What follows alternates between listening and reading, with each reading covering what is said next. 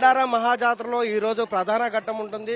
సమ్మక్కను తీసుకొచ్చేటువంటి ఈ జాతరకు సంబంధించినటువంటి ఏర్పాట్లు జరిగాయి. వీవీఐపీలు ఎవరు వస్తున్నారు? నిన్న సారలమ్మను తీసుకురావడం విజయవంతమైనటువంటి అధికారులు సమ్మక్కను తీసుకురావడం కోసం ఎలాంటి ప్రొసీజర్ను పాటిస్తున్నారు, వీవీఐపీలు ఎవరు రాబోతున్నారు అనేది దాదాపు 2 నెలలుగా ఇక్కడే మకాం వేసి కార్యక్రమాలను ఏర్పాట్లను పూర్తి చేసినటువంటి ములుగు జిల్లా కలెక్టర్ ఇలా త్రిపాఠి గారు మనతో ఉన్నారు. ఆవిడతో మాట్లాడదాం. మేడం చెప్పండి, ఈ రోజు ప్రధాన ఘట్టం జరుగుతుంది, చాలా ముఖ్యమైన ఘట్టం. సమ్మక్కను తీసుకురావడం అనేది చాలా ఈ జాతరలోనే చాలా ప్రధానమైన ఘట్టం. ఎన్ని గంటలకు స్టార్ట్ అవుతుంది, ఎన్ని గంటలకు గద్దెకు చేరే అవకాశం ఉంది?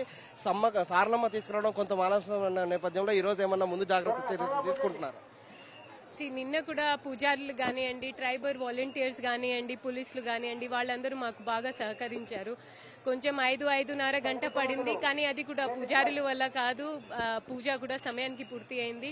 కానీ ఇది ఒక పండుగ, మనం అందరం అది గమనించాల్సిందే. ఇది ఒక అఫీషియల్ మీటింగ్ కాదు, కొంచెం ఇటు అటు అవుతుంది, అందరూ బాగా సంతోషంతో ఉంటారు. డాన్స్ కూడా నిన్న చేయడం జరిగింది.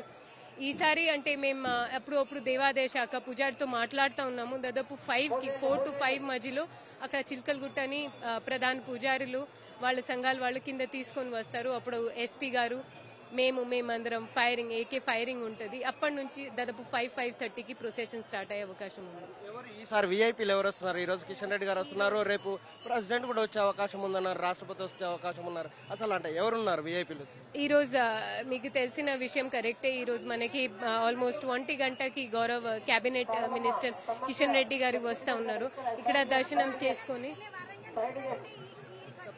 దర్శనం చేసుకొని మళ్ళీ రేపు బహుశా మనకి గవర్నర్ మేడం ఈ రోజు వాళ్ళ అడ్వాన్స్ పార్టీ కూడా వస్తుంది.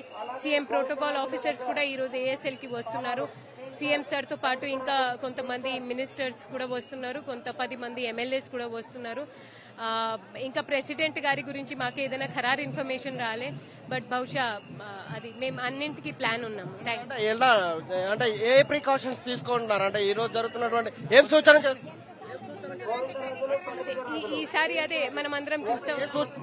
అంటే వాళ్ళందరూ కొంచెం నీళ్లు తాగుతూ ఉండాలి. ఎలక్ట్రోలైట్స్, ఓఆర్ఎస్ మేము ఇక్కడ క్యూ లైన్స్ లో కూడా పెట్టాము. మన మెడికల్ క్యాంప్ కూడా ఉన్నది, వాళ్ళు ఎప్పుడైనా వెళ్లి అక్కడ ఓఆర్ఎస్ టాబ్లెట్స్, ఎలక్ట్రోలైట్స్ తీసుకోవచ్చు. So thank you. ప్రస్తుతం ఏదన్నా ఇబ్బంది ఉంటే ఇబ్బంది పడకుండా ఉండాల్సినటువంటి పరిస్థితులు ఉన్నాయి.